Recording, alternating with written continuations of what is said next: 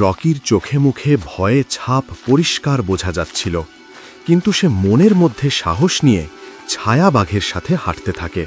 হাঁটতে হাঁটতে সে একটা বিশাল বড় দরজার সামনে এসে হাজির হয়। মনের মধ্যে সাহস ছিল, কিন্তু ভয়ে তার গলা শুকিয়ে আসছিল। দরজার সামনে আসতে না আসতেই হঠাৎ করে দরজাটা খুলে গেল এবং সে দেখতে পেল ভেতরে একটা বিশাল বড় গুহা।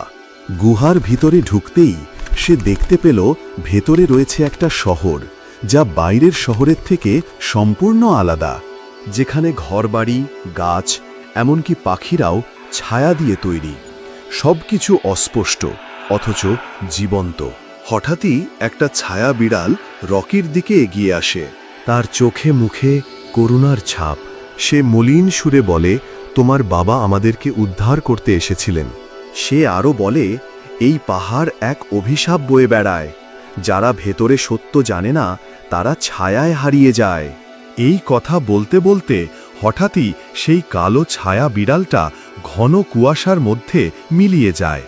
রকি হঠাৎ চমকে ওঠে এবং সে মনে মনে ভাবতে থাকে, তবে তবে আমার বাবাও কি এখানে হারিয়ে গেছে?